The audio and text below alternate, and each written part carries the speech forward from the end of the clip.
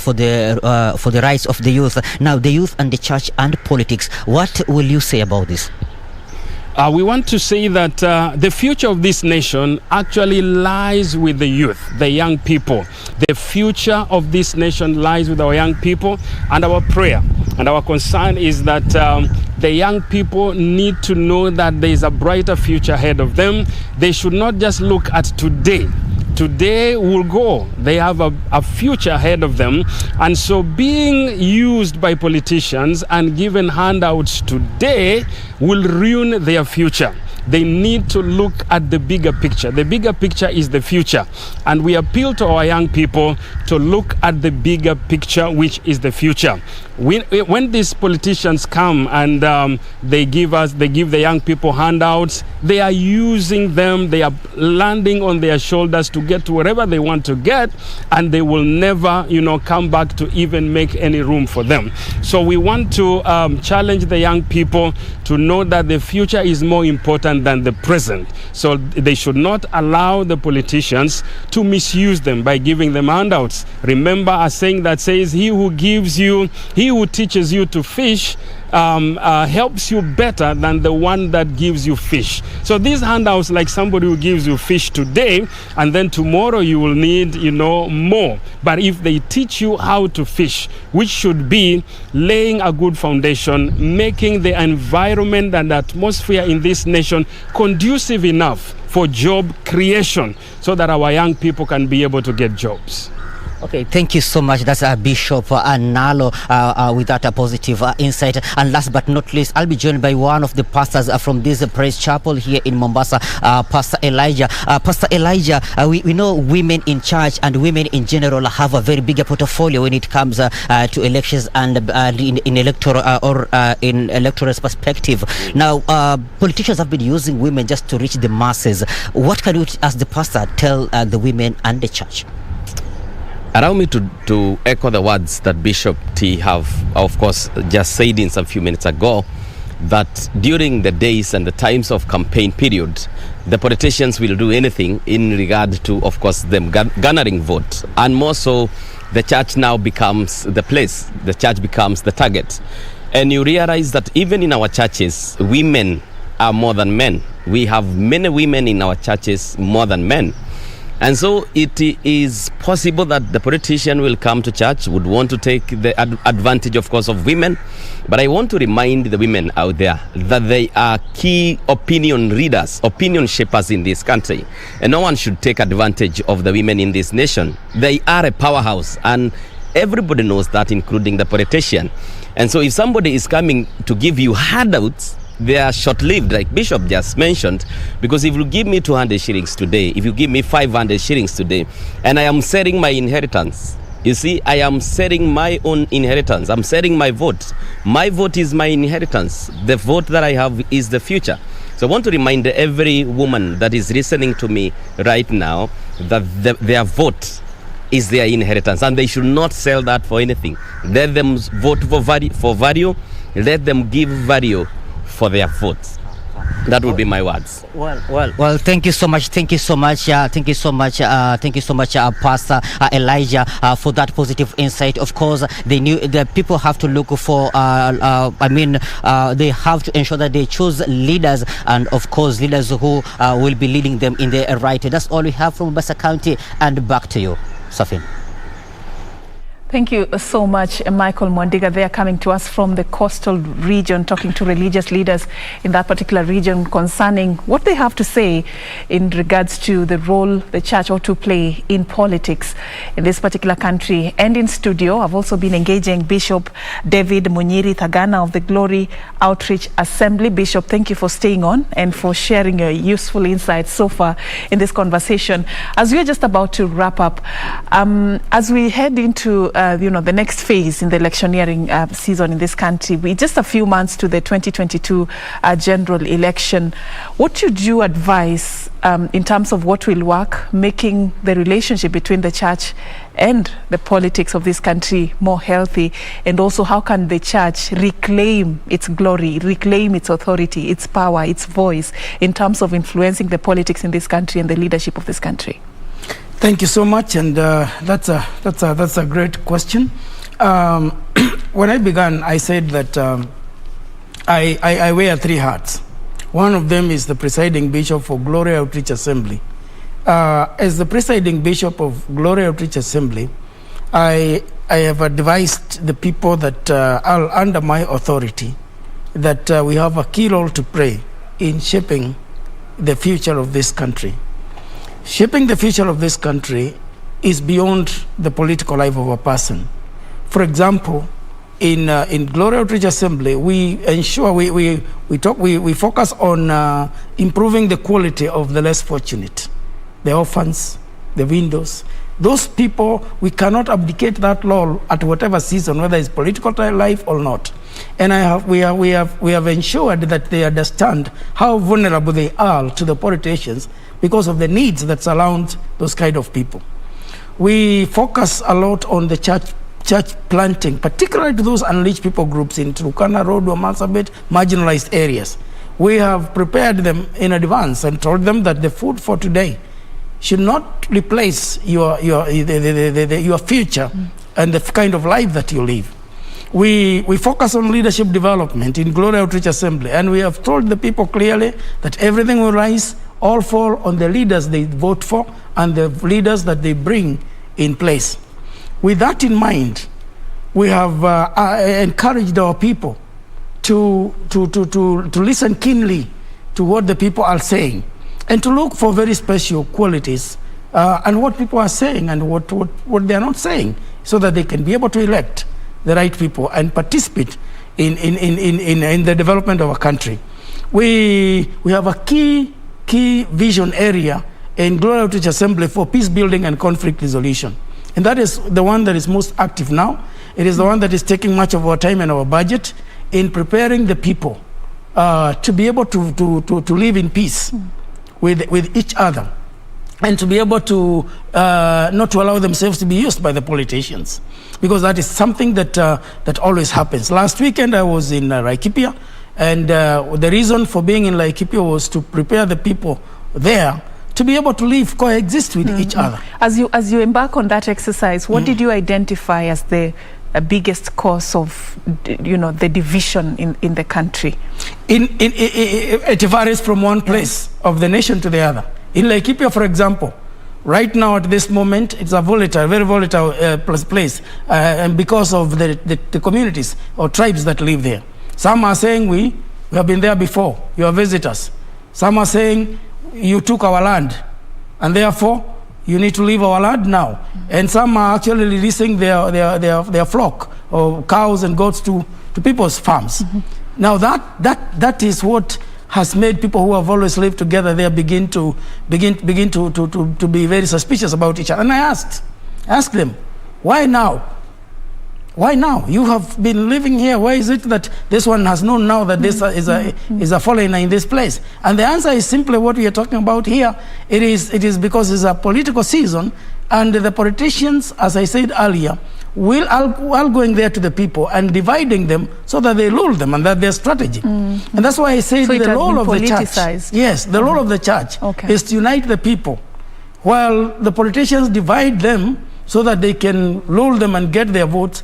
The church unites the people. And in my role as the General Secretary of the Federation of Evangelical and Christian Churches of Kenya, we are very clear, very, very clear that we have a role to teach our people, to provide civic education to the people. And we are all over in this country with over 2 million membership of Christian, different indigenous Christian churches.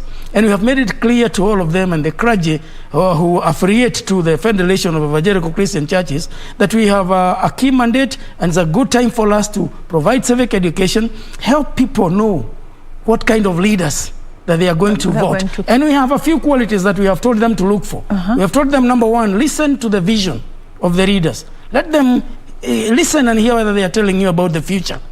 Number two, listen to the plans that they have to take you to that future. Because if there's no plan and they're talking of a good future, it's just mere politics. Listen to the teams and the people they are going to work with, so that they don't present themselves like they are going to do it all by themselves, yet they don't even know whom they are going to work with. and also listen to them, whether do they understand the resources that are available in that particular area and how they can harness those resources for the development of the people. Do they have any clear strategies of doing that? That's the kind of civic education we are providing to the people, that they have to identify listen to the people keenly and hear what they have to say. And of course, takes us back to our discussion for today.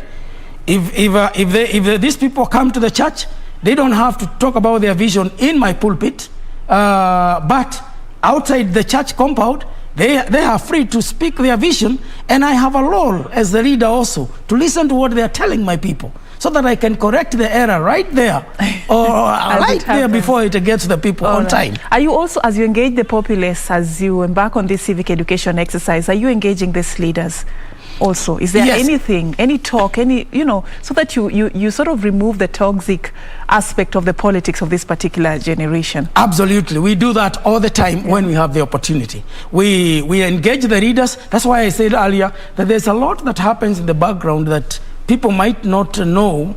We engage every time we have an opportunity. We engage those leaders, and we challenge them to be to be free from corruption. We challenge them to be people of integrity.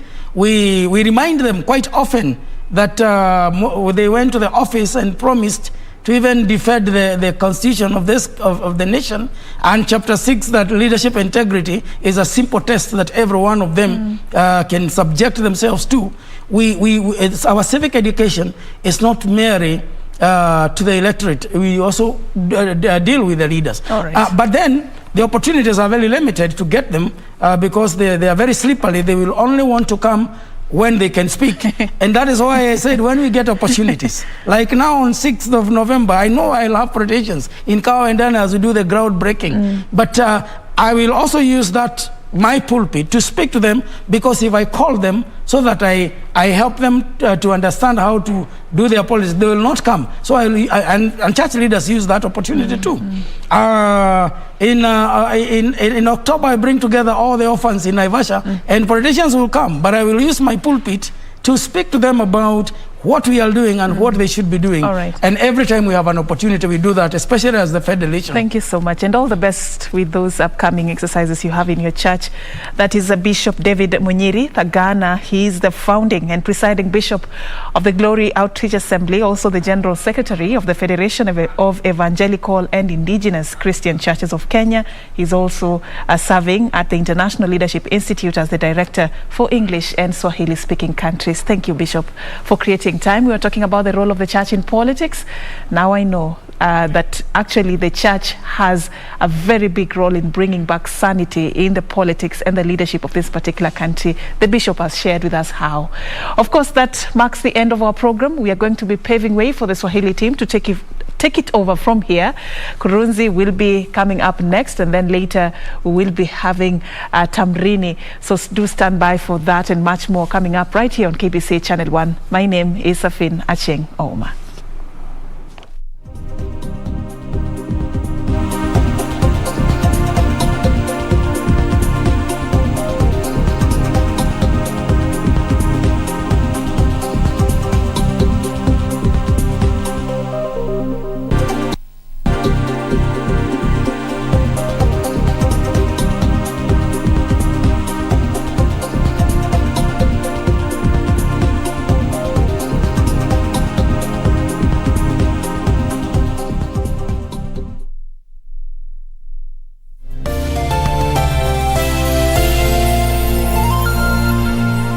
Kupata Baba Anakuja kama skiza tune, bonyeza *811 *967 hash. Ndio napiga.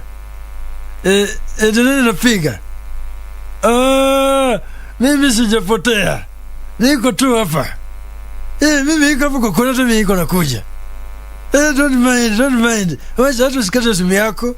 Mimi ndio nimefika, hata angalia. Kupata Baba Anakuja kama skiza tune, bonyeza *811 *967 hash. *811 *967 hash. Quiero amarte de una forma diferente, de otro modo Sweetheart, wake up, please, wake up. Run him over! Run him over! I thought Lucretia had him killed. Oh, sorry, no.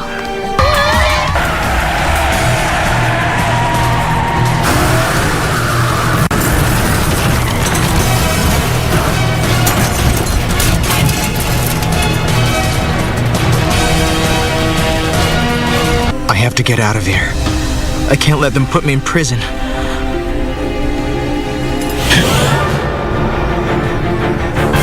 What happened? De una forma differente.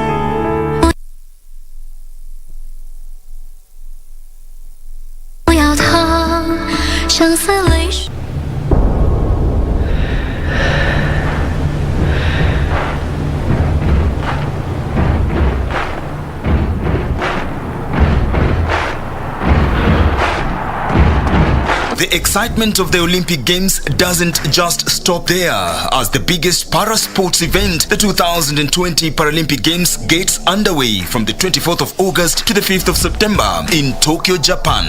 So, get ready to be inspired by these sportsmen and women with outstanding abilities, and look out for Team Kenya too in their quest for glory by watching all the highlights daily on KBC Channel 1, your true sports partner.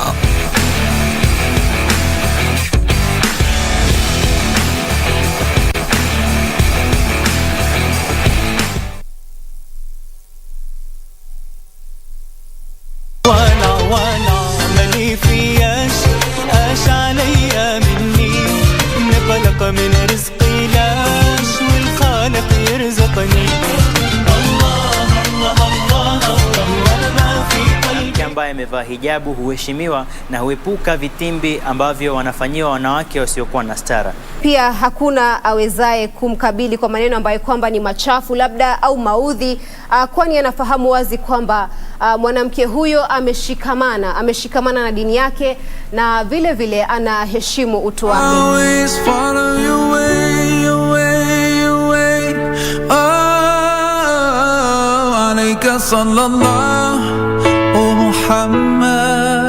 Peace and blessings on you every day. Alayka sallallahu, O Muhammad.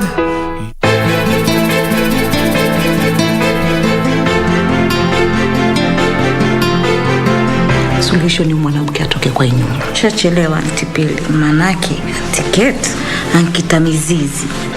Na of late mke wangu umekuwa na hizi homa za ghafla. Nini ni mbaya, Nadia? Kwa siku zote mume wangu mimi wanakuambia huna jicho la kati. Huoni mbele kabisa. Hiyo kuroga hiyo. Wacha nikwambie, nimechoka kuishi na wachawi ndani ya nyumba yangu. So leave my house. Ondoka bwana.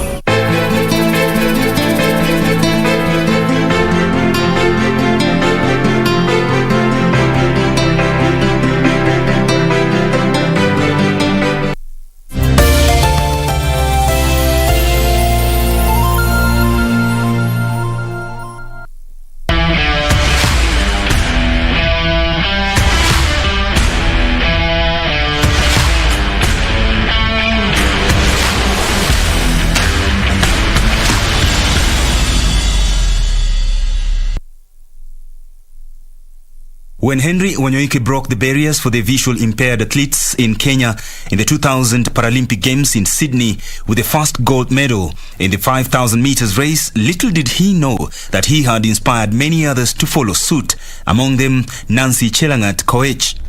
Nilipenda juu nilisikia Wanyoike anakimbia na niti 11 totally blind, nikasema si hata mimi ni totally blind. Nikianza si nitakimbia hata mimi kama Wanyoike, na nikaanza ukweli na nikakimbia kama Wanyoike.